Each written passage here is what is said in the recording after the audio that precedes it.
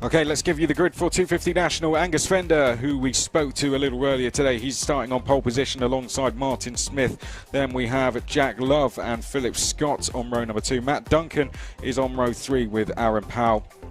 Then behind that on row number 4 is going to be Richard Connick and Matt Allnut, and Mark Edwards and Grant Allen are on row number 5. And that is your grid for 250 National. They're already making their way around the final couple of corners. We spoke to Angus Fender earlier. He has been racing in the British GT Championship the last couple of years. Budget restraints and a couple of other things mean he's hopping around a few different classes this year, and he's gone from racing the likes of GTs and LMP3s to now coming here to do 250 National. Loves the SuperPrix, talked about memories of racing it back in 2014, and so and Angus is here to try and win in a class I don't think he ever expected to race in, the 250 National.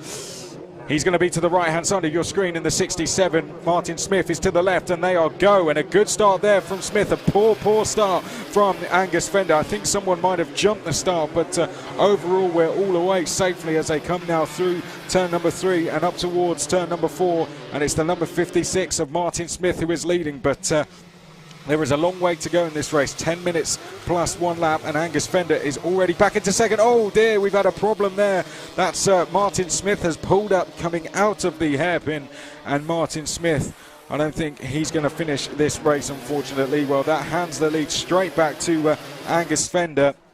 Let's see if he can now go off and get himself a gap. He's being tailed here as they come up towards the final corner by Scott, as they come out of the final corner now and across the start-finish line. So it's Philip Scott who is trying to hang with Angus Fender there in second. Matt Duncan is in third place. Then it's Mark Edwards, Aaron Powell, Richard Connick and Martin Smith next along. Oh well, Martin Smith hasn't come across the line yet. He's actually at the chicane, just looking out the window.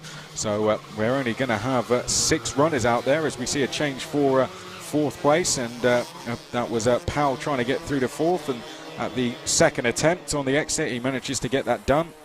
It looks like Connick's trying to get through as well and make things even worse for Edwards. There is Edwards in the middle of our picture as he comes out of the chicane now and makes his way down the back straight. But out front is Angus Fender.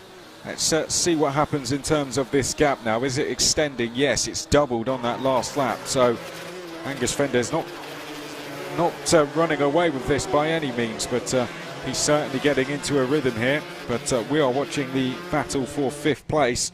This is Edwards versus Connick as they head now down towards the hairpin. The latter 2 karts is the ones we are looking out for. No changes there between Edwards or Connick as they come up towards the chicane. They've spread themselves out now. Have the top 4, 2 seconds between our top 4, and then a further second back until we come to Edwards and Connick. A real shame that we've lost a few drivers before the race has got started, and then sadly Martin Smith also in with that as well. 7.5 minutes to go, and a bit of a slide there for Duncan. That's going to invite pressure from Powell as he makes his way through turn number 3 and up towards turn number 4 now. The camera's picking them up as they come out towards turn number 4, and there goes the move. That is Edwards down the inside. That's Powell, sorry, down the inside of Duncan, and that is move complete for the number 3. So good work there from Duncan, or from Aaron Powell, shall I say? I'll get them right eventually. There is Aaron Powell coming out of the chicane now. We'll keep an eye on his lap times because didn't take him long there to get past Matt Duncan. He's got Scott in his sights already. Angus Fender has just done a new fastest lap of the race of 46.7, and Aaron Powell is by far the second quickest driver on circuit with a 47.1. So that's the one to watch out for. This battle still rages on between Edwards and Connick a little further back. 6.5 minutes on the clock as they come now through 3 and up towards turn number 4. But the main battle to keep an eye on is the one for second place. A look down the inside there, but nothing more for Richard Connick. But that number 3 kart of Aaron Powell is very soon going to be challenging Philip Scott. I wouldn't be surprised if next time we go up to turn 4 that we see a change here. Could it even be as soon as Wilkins? Aaron Powell's got a good toe as he makes his way down to the final corner. Scott taking a, I wouldn't say that was a defensive line, but certainly he would be ready for any challenges breaking there as he comes in towards turn number 1 now, through 2. This is where Powell looks really strong. Out of turn number 2, really feeds the corner off as he now comes through 3 and up towards turn number 4. And this is going to be the opportunity now for Aaron Powell to take the lead, take second place. He's going to dive down the inside, and that is move complete. So Aaron Powell up into second.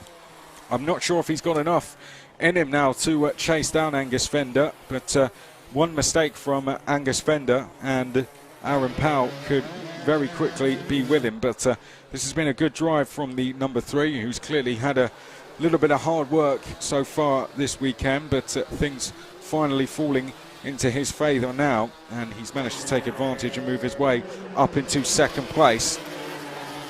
Only 3/10 slower than Angus Fender, despite the fact that he'd made a move. Runs a little deep into 2, but recovers it on the exit nicely. 5 minutes remaining in this one, plus the additional lap as they come up towards turn number 4 now. Angus Fender did a 46.7 last time. Aaron Powell did a 46.9, which was a personal best for him. We'll keep an eye on those lap times, so they're not split by much at all, are they? Just shy of 0.3 of a second. Let's stay with the number 3 as he comes now down towards Wilkins. Expect some great racing down here later. Always gets very eventful down at Wilkins. It's the final opportunity to overtake, and across the line Angus Fender has just done a new personal best, which is a new fastest lap as well. Aaron Powell, who we're looking at, has done a personal best, and in fairness, Philip Scott has also done a personal best, and sadly we've lost another driver, so 6 are going to become 5 now, as that is I think that was Richard Connick, who was slowing up across the line. Was running in 5th place, but that will no longer be the case. Well, a real shame for the 61, and you can see in a class like 250 National, just getting it home is half the battle sometimes. All right, let's take a look at these lap times. Angus Fender's coming up to the line now, and he's done a 46.7 and a 46.82 that time from Aaron Powell, so much more even, but Angus Fender has got himself into a position here where he can just start controlling this race, and you can see just how quickly they are coming through turn number 3, almost wrestling with the kart there was Angus Fender. Hopefully we'll pick him up in a second and see what he's doing. That seems to be putting him 3.5 seconds clear of the rest of the field. Let's have a look as he makes his way out of the chicane now and down towards Wilkins. Going along very well so far is Angus Fender here. 3 minutes left to go. Here's that British GT experience. I wonder if that's definitely played a part in helping him get used to the 250 Nationals so quickly. Raced the likes of TKM and X30 when he was initially in the sport before he went into the Ginetta classes to eventually move up to British GT. He's been a driver that's raced at this track for a long time, but someone that started out in those TKM classes and like many others took advantage of the big grids that he was up against to really develop his racecraft, and from there he's proven himself on some of the biggest stages in this country in terms of the British Touring Car Support Paddock and the British GT field itself as well. Some of that coverage was live on Sky Sports F1 last year as well, and Angus was in those races. Here's Powell, the number 3, and he's just done another personal best, but anytime he puts in a personal best, it always just seems to be 200 or 300 shy of what Angus Fender is doing. The grid slot certainly would have helped. I wonder if we would have seen those two on the front row, if we might have seen a slightly closer race, because by the time it's taken Aaron Powell to work his way through, he just now has too much of a gap to close in, and even, I say close in, with every lap Angus Fender is just chipping away at it. Just shy of 4 seconds now as they come out of the final corner and across the start-finish line. You have to excuse me on the live stream, but while we do have a brief pause in the action, I do just want to make an announcement that the raffle that was done this weekend, the winning ticket was the pink ticket 345. So number 345 pink ticket, that is the winner of the raffle, and you can come and collect your prize at Race Control. So if you are around the circuit and you did take part in the raffle, pink ticket 345 is the winner, and that will be the toolbox thanks to Tank Tools that you will receive, and you can come and collect that at Race Control.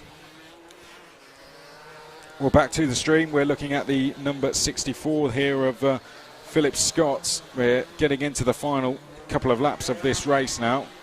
You see just how quick they are as they make their way around the first corner and then towards turn number 2 now. Let's stay with Philip as he comes up through 3. This is where they start to really pick up the pace, and then it's the long run down to the hairpin. The non-gearbox classes will use that first hairpin. The gearbox ones come all the way up to this one. Another great addition of this circuit, that extension for the gearbox classes to allow them to really get up to speed. And you can see so far from the 210 National and the 250 National, the overtaking it provides as well. But Scott absolutely charging now as he makes his way down towards Wilkins, but the last lap board has been shown and our race leader is already coming through turn number 2. It's Angus Fender, and when I saw he was here and racing, it didn't surprise me to see his name at the head of the field. He hadn't actually tested one of these things before he got here on Friday, so this was all brand new to him, and anyone that's driven a gearbox, particularly a 250 National, well, no, they're not easy pieces of kit. They do take a while to get used to, and Angus has got going up to speed very, very quickly, and with no testing whatsoever, he showed up at this event, and he is going to take a win in 250 National. Up to the line he comes, and the 250 National win goes to Angus Fender in the 250 National class. Fantastic stuff from him. Powell finishes in second place. A good drive from Aaron Powell, working his way through from 6th, and rounding out the podium will be Philip Scott. Matt Duncan's going to be in 4th place, and then behind that, finishing in 5th place, will be Mark Edwards, who we will wait to see coming up to the line shortly. Sadly, we did lose the likes of Richard Connick. We also lost Martin Smith as well. I think Mark Edwards might already be in the pits, but that is the 250 National race done. So that is 2 down, and next we will go to some of the younger drivers. After this, now we are going to go to Honda Cadets.